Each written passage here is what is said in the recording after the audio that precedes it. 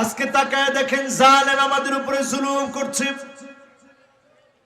এই জুলুম কখনো কখনো এমন হচ্ছে ইলহাকুদ দারার আলাল আখারিন, কখনো কখনো নির্দোষ মানুষকে দোষী সাজানো হচ্ছে, নির্দোষ মানুষকে দোষী বানানো হচ্ছে, অপরাধী বানানো হচ্ছে।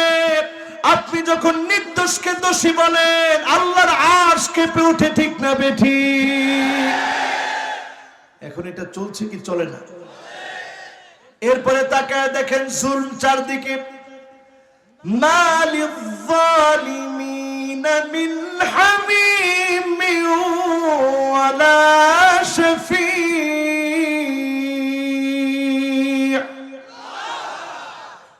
জালেমদের জন্য কোনো বন্ধু নাই, জালেমদের জন্য কোনো শাফাআতকারী নাই। বর্তমান সারা পৃথিবীতে মুসলমানরা মাজলুম। এই অবস্থা আমাদেরকে বলে দিচ্ছে পিআরসি জরিপ। বর্তমান পৃথিবীর খ্রিস্টানরা জরিপ চালিয়ে দেখছে 2050 পর্যন্ত যদি পৃথিবীটিকে সবচেয়ে বেশি হবে মুসলমানদের সংখ্যা, ইসলাম হবে বিজয়ী। বলেন আল্লাহু আকবার। এজন্য এখন জুলুম কম হয় না বেশি হয়? আওয়াজ করে বলেন, কম হয় না বেশি হয়? আল্লাহ রাব্বুল আলামিন কোরআন কারীমের মধ্যে জানিয়ে দিচ্ছেন ওয়ালা তাহিনু ওয়ালা তাহজানু ওয়া আনতুমুল আ'লাউন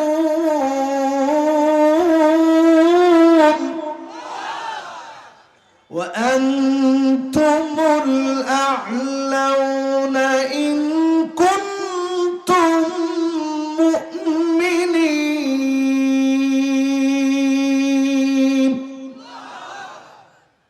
এখন একটু চিন্তা করেন, আল্লাহ বলে দুশ্চিন্তা করো না, আল্লাহ বলেন টেনশন নিও না, আল্লাহ বলেন হয়রান হয়ো না, পেরেশান হয়ো না।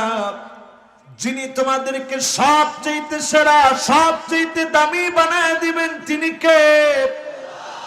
ইন কুনতুম মুমিনিন, শর্ত মাত্র একটা, যদি তোমরা মুমিন হতে পারো যিনি তোমাদের হাতে বিজয় দিবেন তিনি কে? এখন বোঝা যায় আমরা আসলে মুমিন হতে পারি নাই। যদি মুমিন হতাম তাহলে অবশ্যই যিনি আমাদেরকে বিজয় দিতেন তিনি কে? কথাতে কি কোনো সন্দেহ আছে? এই আয়াতের শুরুর আয়াতটা দেখেন, সূরা আলে ইমরানের 139 নম্বর আয়াত তেলাওয়াত করলাম। এর সাবাক লক্ষ্য করেন, আগের আয়াতটা লক্ষ্য করেন, সিয়াক এবং সাবাকটা লক্ষ্য করেন।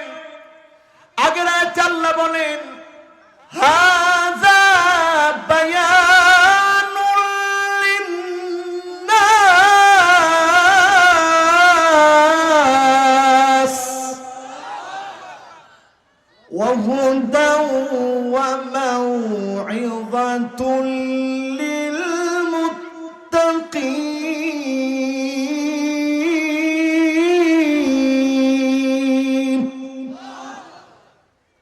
কোরআনটা হচ্ছে বায়ান সারা দুনিয়ার মানুষের জন্য। এই কোরআনটা হচ্ছে হেদায়েতের গ্রন্থ। হেদায়েতের গ্রন্থের নাম হচ্ছে আল কোরআন। এই কোরআনের ভিতরে নসিহত দিয়ে ভরা।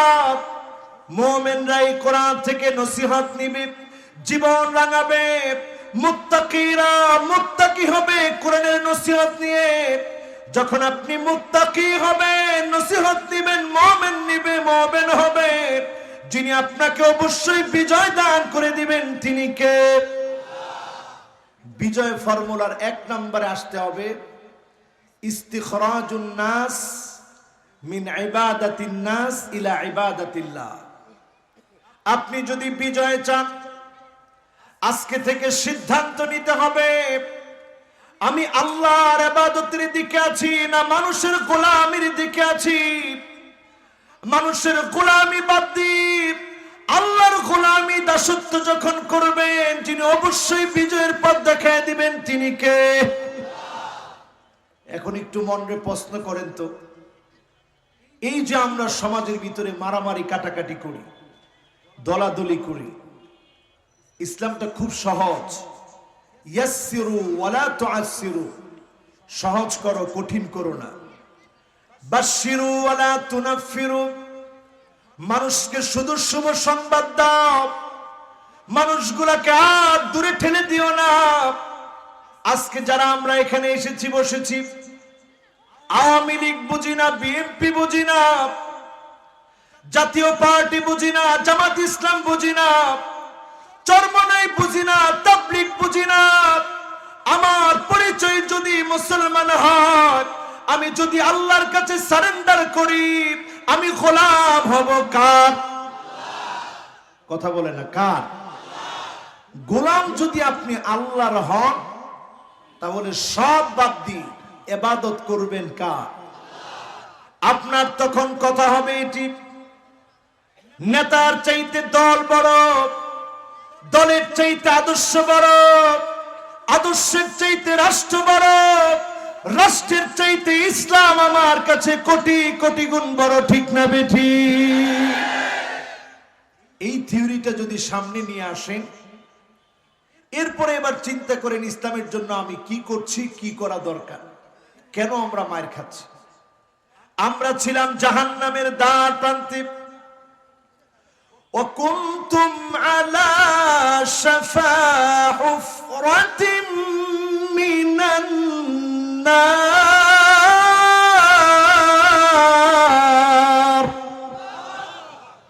জাহান্নামের দ্বার প্রান্তে ছিলাম আমরা।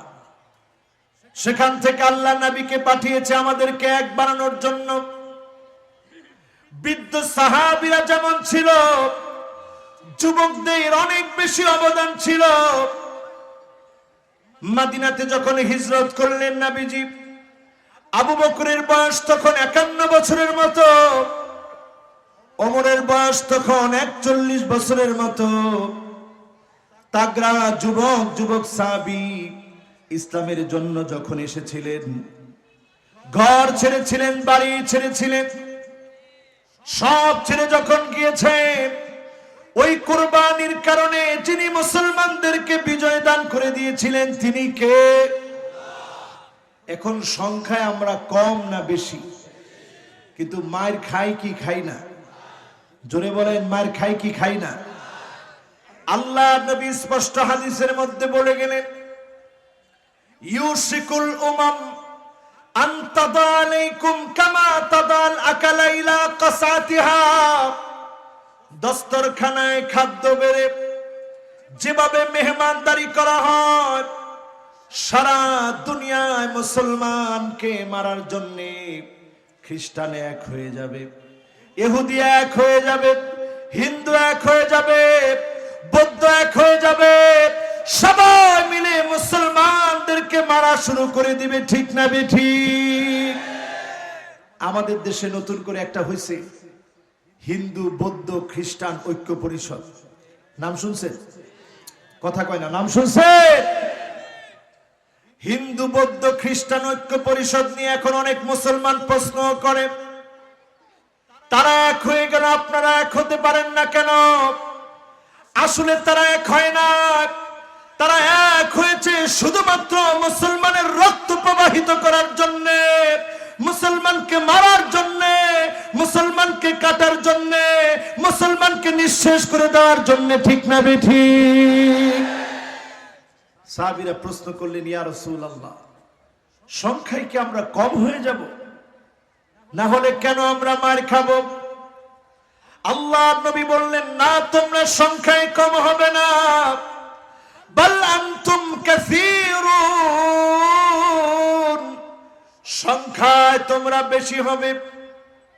তোমরা মার খাবে জন্য এক নাম্বার কারণ হলো হুব্বুদ দুনিয়া, দুনিয়ার লোভ, দুনিয়ার তামাশা, দুনিয়ার ক্ষমতার লোভ, দুনিয়ার রাজনীতি, দুনিয়ার পচা গান্দা অপরাজনীতি সব তোমাদেরকে গিলে খাবে। ঠিক না বেঠিক? এই হুব্বুদ দুনিয়া এখন আমাদের কলিজার ভিতরে আছে না নাই?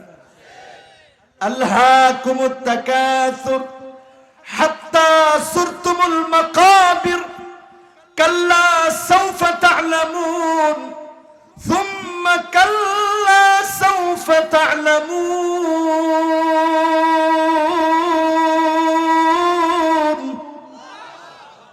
কবর আমাদেরকে ডাকতেছে হাতছানি দিয়ে অচিরেই আমি আপনি আমার আপনার পরিচয় জানবো ওই নেতাগুলোর দিকে তাকায় দেখেন মুসলমানদের সামান্য মার খাওয়া দেখে হাসতেছিল আজকে তারা দুনিয়া থেকে বিদায় নিয়েছে কেউ তাদের নামটা পর্যন্ত উচ্চারণ করে না ঠিক না বেঠিক সারা দুনিয়ার কথা বলি সৈয়দ কুতুব শহীদ যার নাম উচ্চারণ করলে মানুষ বলে শহীদ আল্লাহ যদি কবুল করে শহীদের দরজা তিনি পাবেন পড়েন ইনশাআল্লাহ কিন্তু যারা মেরেছেন ওই জামাল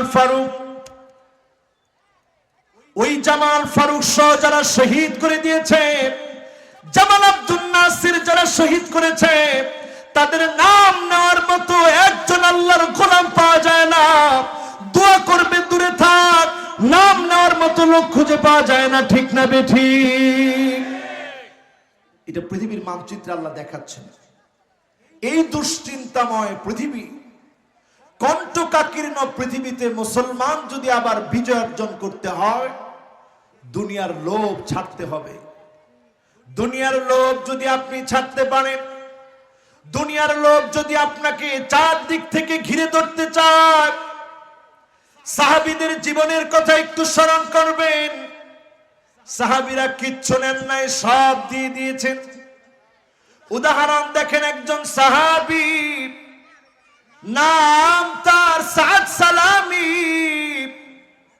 নবীজির কাছে এসেছেন একটা সুন্নতের ব্যাপার নিয়ে 8 মাস ধরে মদিনার প্রান্তে প্রান্তে ঘুরেছেন নাম কি সবাই বলেন কি নাম কষ্ট হচ্ছে আপনাদের বলতে বলতে কিন্তু মনে হয় টাইমও কিন্তু 1 ঘন্টার কাছাকাছি হয়ে গেছে কষ্ট হচ্ছে না তো আরে ওয়াজ শুরুই করতে পারলাম না এর মধ্যে 1 ঘন্টা কেমন করে গেল আল্লাহ হ্যাঁ বুঝা গিয়েছে ও আল্লাহ আরো 1 ঘন্টা লাগবে ও আল্লাহ ওই যে ওইদিকে বেশি তাকান হয়ে গেছে এদের দিকে একটু তাকাতে হবে আসলে তো ঠিক এদিকে অনেক লোক দাঁড়ানো আছে বলেন তো সাহাবীর নাম কি সাদ সালামি রাসূলের কাছে আসছে একটা সুন্নত মানবে চিন্তা করেন ঈমান জিন্দা হয়ে যাবে একটা সুন্নত মানার জন্য এসেছে আল্লাহর নবী দেখেন সাদ সালামি বসে বসে কাঁদে নবী বলতেছেন মায়ুব কি সাদ রে তোমার চোখে পানি কেন কোন কারণে তুমি কাঁদতেছো আল্লাহর নবীর কথায় সাদ সালামি বলতেছে ইয়া রাসূলুল্লাহ 8 মাস হলো আমি রক্ত জড়া দিন ইসলামের কালেমা পড়ে মুসলমান হয়েছি কত মাস হয়েছে যেদিন থেকে শুনেছি আন-নিকাহু মিন সুন্নতি ফামান রাগিবা আন সুন্নতি ফালাইসা মিন্নি বিবাহ আমি নবীর সুন্নাত যেই সুন্নাত থেকে মুখ ফিরায় নেবে সে আমার দলভুক্ত নয় সেদিন থেকে আমি হয়রান পেরেশান কালো বলে চেহারায় বসন্তের দাগ আছে বলে গরিব সাহাবী বলে প্রান্তে প্রান্তে ঘুরেছি কেউ আমাকে বিবাহ দেয় না আমার মনটা বড় খারাপ লাগে এই একটা সুন্নতের জন্য যদি আল্লাহ সেদিন আমাকে জাহান্নামী বানায় দেয় নবী বলতেছে সাহাবী তুমি কেঁদো না আমর ইবনুল আউফের ঘরে যাও তাকে গিয়ে বলবা তার সুন্দরী কন্যার সঙ্গে আমি বিবাহ দিয়ে দিলাম বলেন আল্লাহু আকবার সাহাবীর মনে খুব খুশি এত ধনী সাহাবীর মেয়ে আমার সঙ্গে রাসূল বিয়ে দিয়ে দিলেন দরজার মধ্যে গিয়ে নক করলেন দরজা খোলা হলো আমর ইবনুল আউফকে বলা হলো আপনার আদরের কন্যার সঙ্গে আমার বিবাহের ব্যবস্থা হয়েছে আল্লাহ নবী বিবাহের ব্যবস্থা করে দিয়েছে। সাহাবী হিসাব মিলালেন, যদি টাকা থাকতো কালো হতো বিবাহ দিতাম, অথবা টাকা নাই চেহারা সুন্দর হতো বিবাহ দিতাম। একদিকে কালা, অন্যদিকে চেহারায় বসন্তের দাগ, অন্যদিকে টাকা নাই। ফরদ্দাহু রদ্দান কবিহা, খারাপ ব্যবহার করে পাঠিয়ে দিলেন। সাদ সালামি চোখে পানি নিয়ে আবার ফিরে আসলেন। মসজিদে নববীতে বসে বসে কাঁদছেন। আল্লাহ নবী বললেন, সাদ তুমি এখনো কাঁদো কেন? রাসূল বুঝলেন সাদকে ফিরিয়ে দেওয়া হয়েছে। নবী আদর করে বললেন, সাহাবী এই সুন্নতের জন্য আল্লাহ তোমাকে ধরবে না। আমি নবী তোমাকে বড় বেশি ভালোবাসি। নবী সাদ সালামীকে ভালোবাসলেন। ওইদিকে আমর ইবনুল আউফের কন্যা শুনলেন আল্লাহর নবী পত্র পাঠিয়েছে, বাবা হয়ে তিনি ফিরিয়ে দিয়েছেন। কন্যা সামনে চলে আসলেন, বাবাকে ডাক দিয়ে বললেন, ও আমার আব্বা, আন্নাজাহ আন্নাজাহ, জান জান জান্নাতের দিকে দৌড়ান। আল্লাহর নবী কালো সাহাবী পাঠিয়েছে, আমি কন্যা রাজি হয়ে গেলাম, বিবাহের ব্যবস্থা করেন। বলেন আল্লাহু আকবার। এখন আর দেরি নেই। সাহাবী চলে গেলেন রাসূলের কাছে, গিয়ে বললেন, সামিহনি ইয়া রাসূলুল্লাহ, ওগো আল্লাহর নবী আপনি আমাকে ক্ষমা করেন, ভুল বুঝতে পেরেছি আমি। আমার আদরের কন্যা রাজি, আর দেরি করতে চাই না, বিবাহের ব্যবস্থা করেন। নবী বললেন, সাদ সালামী 400 দিরহাম তোমার মহারণা, অমুক অমুক তোমাকে মহারণা দিবে, যাও তাদের কাছে। সাদ সালামী যখন গেলেন, ফাআতাহু ওয়া যাদাহু, তারা তো দিলেন বাড়িয়ে দিলেন, কারণ বিয়ে করবে। বাজারের দিকে সাদ সালামী চলে গেলেন। বাজারের দিকে যখন তিনি গিয়েছেন, যুবক সাহাবী কানের ভিতরে হঠাৎ আওয়াজ আসলো, আন্নাফির আন্নাফির। এই আওয়াজ তো জিহাদের আওয়াজ।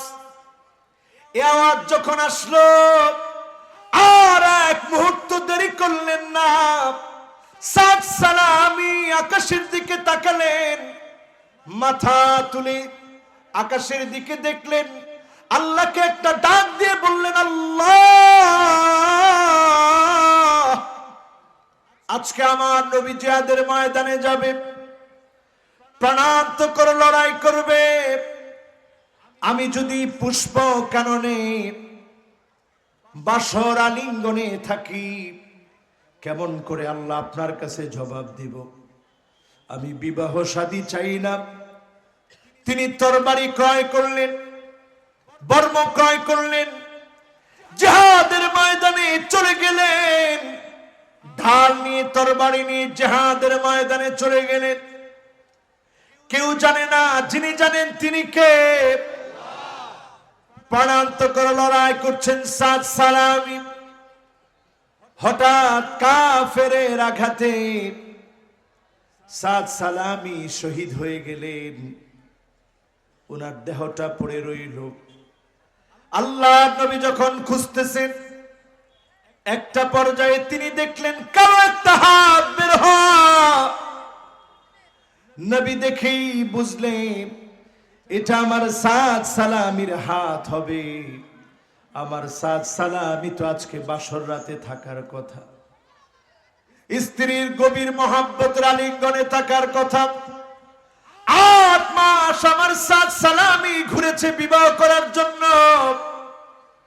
আমার সাদ এখানে কেমন করে আসলো? নবীজি তাকালেন, অবাক হলেন, চেহারাটা দেখলেন, চোখ থেকে জর জর করে মহব্বতের পানিগুলো নবী ছেড়ে দিলেন। জর জর করে নবীজির মুবারক চোখ থেকে মুক্তার দানার মতো পানিগুলো ঝরছে। গাল বেয়ে বেয়ে পড়ছে। একটু পরে নবী আমার মুস্কি মুস্কি হাসলেন। একটু পরে নবীজি কেন যেন চক্ষুটা ফিরায় নিলেন। সাহাবায়ে কেরাম প্রশ্ন করলেন, ইয়া রাসূলুল্লাহ, প্রথমে আপনি কেন কাঁদলেন, এরপরে আপনি কেনই বা মুস্কি মুস্কি হাসলেন, এরপরে আপনি কেনই বা চক্ষু ফিরায় নিলেন? আল্লাহর নবী বললেন, সাহাবীরা শোনো, আমার সাদের কথা যখন আমার মনে পড়েছে, আমার মনে পড়ে গেল আমার সাদ ইসলামের জন্য নিজের সব ত্যাগ করে দিয়েছে, সব বিসর্জন দিয়ে আমার সাদ দুনিয়ার কোন লোভ অন্তরের ভিতরে রাখে না।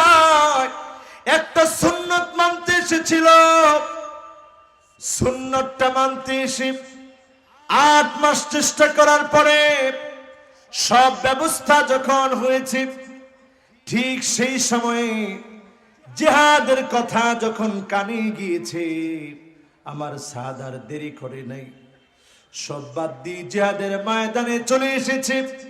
এই কথা যখন আমি নবীর মনে পড়েছে, আমি নবী সাদের মায়ায় কেঁদে ফেলেছি আর আমি মুস্কি হেসেছি। তখন ওয়াজাওয়াজনাহুম, আমি দেখেছি যখন আমার সাদের দিকে তাকিয়েছি, আমার সাদ শহীদ হয়েছে। শহীদ হওয়ার কারণে আল্লাহ পাক শহীদদেরকে 6টা মর্যাদা দেয়। শহীদদেরকে আল্লাহ জান্নাতি হুরদের সঙ্গে বিবাহের ব্যবস্থা করে দেয়। আমি যখন তাকিয়ে দেখেছি জান্নাতি হুরদের সঙ্গে বিবাহের ব্যবস্থা করে দিয়েছে, আমি দেখে মুস্কি মুস্কি হেসেছি, কারণ সাদকে যিনি বিজয়ী বানায় দিয়েছে তিনি কে? 3 নম্বরে আমি চক্ষু ফিরিয়ে নিয়েছি এই জন্য, আমি যখন তাকিয়ে দেখেছি সাদকে নেওয়ার জন্য আল্লাহর জান্নাতি হুরেরা যখন আসছে, কাপড় গুলা যখন সরে যাচ্ছে, আমি নবী চক্ষু ফিরিয়ে নিয়েছি। আমার সাদকে এত বড় দামি যিনি বানায় দিয়েছেন তিনি কে? চিন্তা করে দেখেন আমার ভাইরা, দুনিয়ার লোভ যারা ছেড়েছে, লোভ ছাড়ার কারণে যিনি তাদেরকে সেরা বানায় দিয়েছেন তিনি কে? আমার নবী দুনিয়ার কোন লোভ কখনো করেন নাই। কষ্ট হচ্ছে আপনাদের? আছেন তো? দুনিয়ার লোভ আল্লাহর নবী কখনো করেন না। এত কষ্ট করেছেন, খন্দক প্রান্তে পেটের মধ্যে পাথর বেঁধেছেন। নবীর জীবনী পড়লে দেখা যায় প্রায় সময় সকাল বেলায় তিনি বের হয়ে যেতেন, আবার ফজরের নামাজ পড়ে জিকির আজকার করে তিনি যখন আসতেন, না খেয়ে তিনি যেতেন। আবার যখন ঘরে ফিরতেন জিজ্ঞাসা করতেন কি আছে, অনেক দিনই বলা হতো তেমন কোনো কিছুই নাই। আল্লাহর নবী না খেয়ে রোজা রেখে দিতেন। হযরত আনাসের মা বলেন, ওয়া কানা তান্নুরুনা ওয়া তান্নুরু রাসূলিল্লাহি সাল্লাল্লাহু আলাইহি ওয়াসাল্লাম মা বাদ। আমাদের আর রাসূলের চুলা ছিল পাশাপাশি। আমি তাকায় দেখতাম প্রায় প্রায় রাহমাতুল লিল আলামিনের চুলার ভিতরে কোনো আগুন নাই।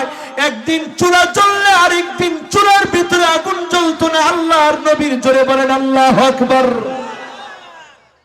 দুনিয়ার লোক তিনি কি করবেন?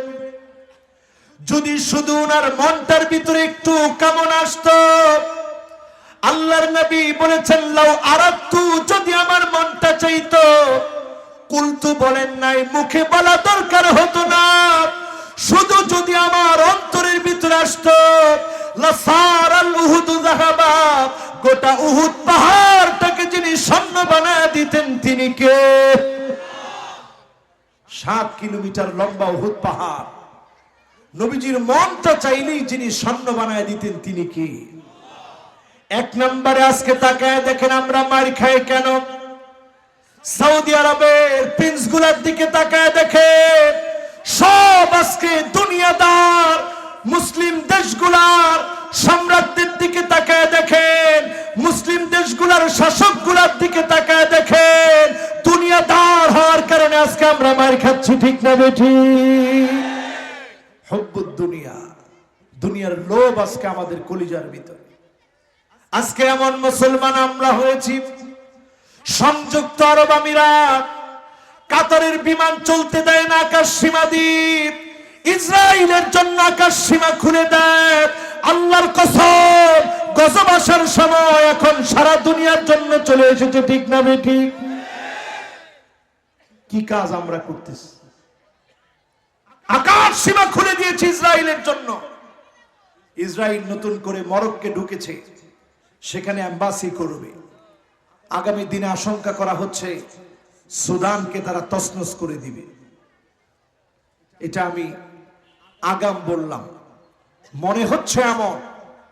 ইয়ামানকে যেমন তারা তছনছ করেছে, সিরিয়াকে যেমন তারা তছনছ করেছে, ফিলিস্তিনকে যেমন তারা তছনছ করেছে, মুসলমানদের অতীত ঐতিহ্যের আরেকটা দেশ সুদানকেও তারা তছনছ করবে, সোমালিয়াকেও তারা তছনছ করে দিয়েছে, গোটা দুনিয়াকে তারা তছনছ করে দিচ্ছে, ঠিক না বেঠিক?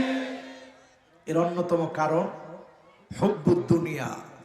ওই সমস্ত শাসকদের দুনিয়ার লোভের কারণে ইসলামের বিপক্ষে চলে যেতেও তারা এক মুহূর্ত চিন্তা করে না, ঠিক না বেঠিক? 2 নম্বরে আমার ভাইয়েরা, যেই কারণে আমরা মার খাচ্ছি নবীর ভবিষ্যৎবাণী থেকে শুনেন, কারাহিয়াতুল মাউত। এই জমিনটা কার? কথা কয় না, কার? এই জমিনে দ্বীন কায়েমের জন্য সাহাবায়ে কেরাম যেভাবে রক্ত দিয়েছে, দ্বীন কায়েমের জন্য রক্ত দেওয়া লাগবে। বহু মুসলমান মনে করে শুধু নামাজ, রোজা, হজ, যাকাতের মধ্য দিয়ে জান্নাতি হবে, জমিনে দ্বীন কায়েমের জন্য কষ্ট লাগবে না, রক্ত দেওয়ার দরকার নাই। রক্ত দেওয়ারও দরকার আছে। কারাহিয়াতুল মাউত, এই জমিনটা যার, জমিনে দ্বীন কায়েমের জন্য কখনো কখনো রক্ত দিতে হয়, ঠিক না বেঠিক?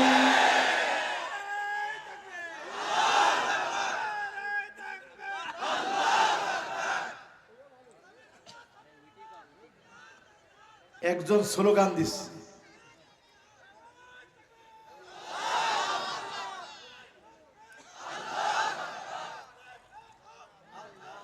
মাশাআল্লাহ। স্লোগানের মধ্যে বোঝা যায় এই এলাকায় বিজয় বিপ্লব আসতে আরো কিছুদিন সময় লাগবে। আপনারা কোন এলাকার মানুষ? কোন এলাকার মানুষ আপনারা? এখন আর কিছু কয় না। কোন এলাকার?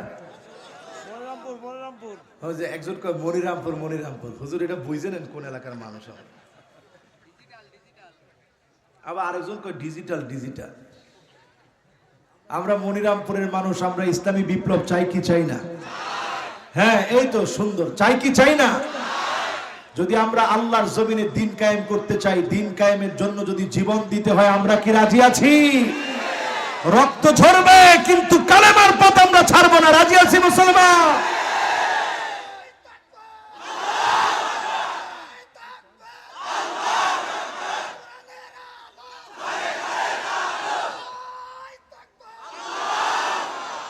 এবার ঠিক আছে, মাশাআল্লাহ। এবারে তাকবীর বোঝা যায় যে স্পিড একটা জাগ্রত হয়েছে, কয় না? ঠিক কিনা? আরো জোরে বলেন, ঠিক কিনা? আমার ভাইয়েরা, এই জীবনটা দিয়েছেন কে? এই জীবন দিব কার জন্য? কুল ইন্না সালাতি ওয়া নুসুকি ওয়া মাহইয়ায়া ওয়া মামাতি লিল্লাহি রাব্বিল আলামিন।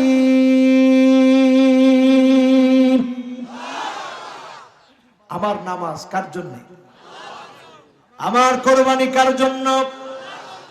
আমার জীবন কার জন্য? আবার যদি এই জীবন দিতে হয় একমাত্র শুধুমাত্র দিব কার জন্য?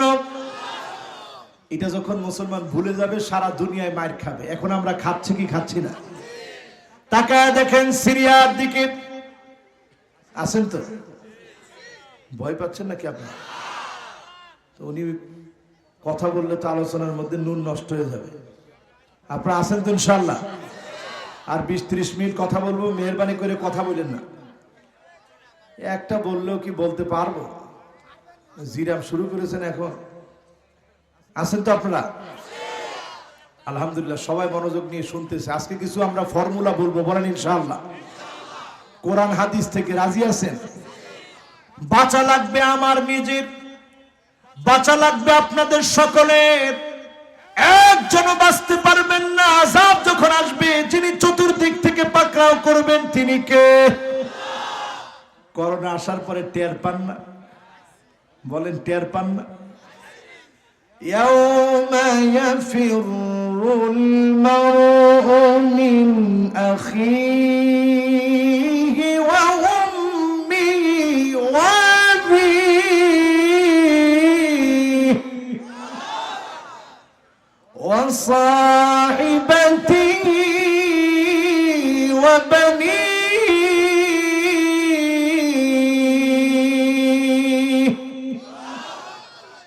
ভাই ভাই বলে আর কোনো লাভ নেই। এমনকি সন্তান হয়ে মাকে ফেলে রেখে গিয়েছে, বাপকে ফেলে রেখে গিয়েছে, ডেথ সার্টিফিকেট নেওয়ার জন্য দৌড়ে এসেছে পেনশনের টাকা উঠায় খাবে। সন্তান কোনো কাজে আসলো না, মা বাবা পর্যন্ত স্পর্শ করে দেখতে পারে না। এমন করোনা আমরা দেখলাম। সামনের দিনগুলা পৃথিবীর ভিতরে ভূমিকম্প শুরু হয়েছে এখন নতুন করে। জাপানে, নিউজিল্যান্ডে, তুরস্কে ভূমিকম্প হয়েছে। এমন মাত্রায় জাপানে নতুন করে ভূমিকম্প হয়েছে। 2005-এর পরে এত বড় ভূমিকম্প আসে নাই। গোটা দুনিয়ার সামনে কাঁপবে।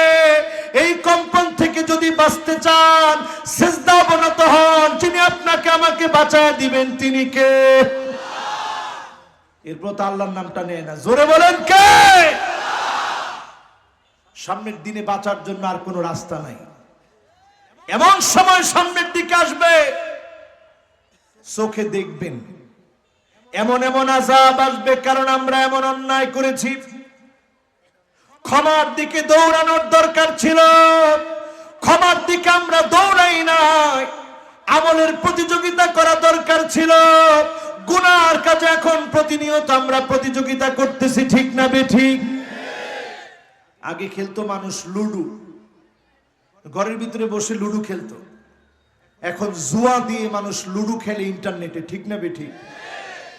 টাকা দিয়ে লুডু খেলে। হালাল না হারাম? সবাই তো বললেন না হালাল না হারাম। এরপরে পাবজি খেলে, হালাল না হারাম? এরপর আরেকটা কি খেলে? Free fire. হালাল না হারাম? ও যুবক, তোমাকে লক্ষ্য করে বলছি, শোনো।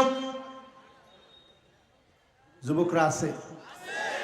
এই যে 2-3 জন উঠে যেতেছে, চিন্তা করছে হুজুরে আমাদের গেমস নিয়ে কিসের জন্য বলে, আর থাকবো না এই হুজুরে ওয়াজ শুনতে। তোমরা সবাই আছো তো? দেখি কারা কারা আছে। 15 থেকে 30 বছরের যুবক তোমরা বলো তো আল্লাহু আকবার। কি সব 15 থেকে 30 বছর?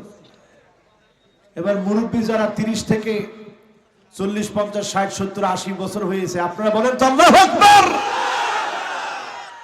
কি রে? আচ্ছা, এবার যুবকরা দেখি। যুবক যারা তোমরা তাগড়া যুবক, 15 থেকে 30 বছর, তোমরা চিৎকার মেরে বলো আল্লাহু আকবার। আরে সুবহানাল্লাহ। মুরব্বী না আসলে কিছু হবে না, অসুবিধা নেই। যুবক দিয়ে মাহফিল সারিয়ে ফেলতে পারবো আমরা।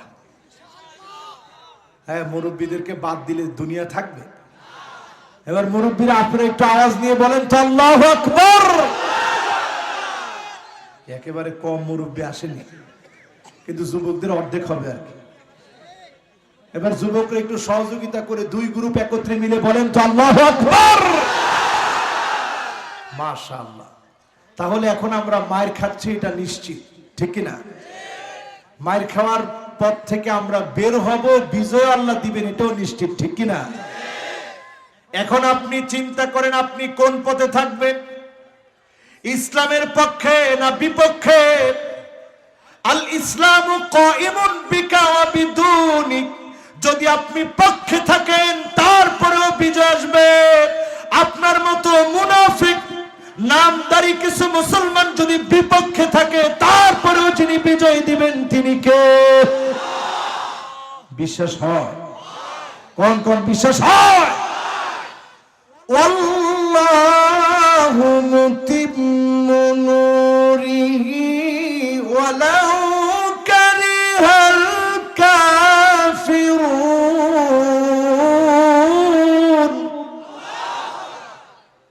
আপনি যদি নাও চান, আপনি যদি বিরোধিতা করেন, ইসলামের বিজয় যদি আপনার সহ্য না হয়, আপনি জেনে রাখেন অবশ্যই অবশ্যই যিনি ইসলামকে বিজয়ী করবেনই করবেন তিনি কে?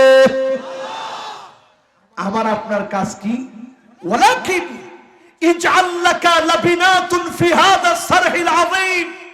ইসলামকে প্রতিষ্ঠিত করার জন্য মাইর খেতে হবে, জুলুম নির্যাতন নিপীড়ন আসবে, এরপরেও ইসলামের পথ থেকে এক চুল দূরে সরে যাওয়া যাবে না, ঠিক না বেঠি?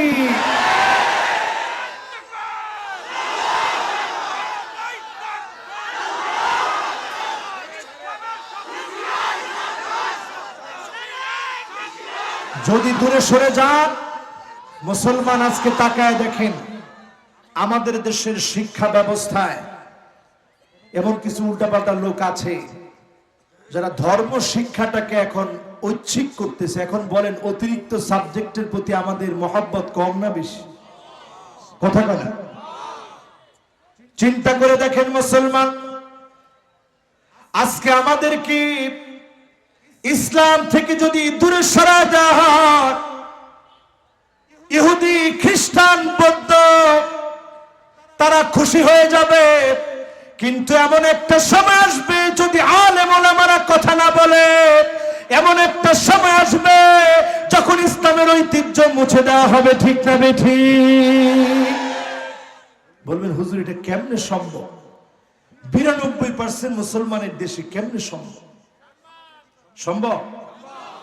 তাকায়া দেখেন উজবেকিস্তানের দিকে, তুর্কমেনিস্তানের দিকে, কিরগিজস্তানের দিকে, তুর্কিস্তানের দিকে তাকায়া দেখেন, যেই দেশগুলা হাফেজে হাদিসদের জন্মের দেশ, যেই দেশে ইমাম বুখারী জন্মগ্রহণ করেছিলেন, যেই দেশগুলাতে জগৎ বিখ্যাত হাফেজে হাদিসরা জন্মগ্রহণ করেছে, ওই দেশগুলার আলেম ওলামারা যখন কথা বলা বন্ধ করে দিয়েছে, হক কথা যখন জবান দিয়ে বলা বন্ধ করেছে, ওই দেশের উপর আল্লাহর গজব পড়েছে।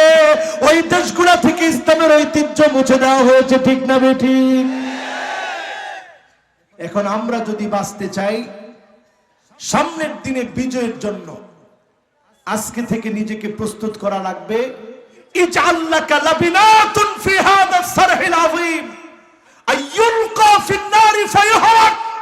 প্রয়োজনে আমাকে আগুনের ভিতরে ফেলে দিবে, প্রয়োজনে ফায়ুহরাক আমার চামড়া পুড়ে ফেলবে, কিন্তু তারপরেও ইসলাম থেকে আমরা দূরে সরে যাব না, ঠিক না বেঠি?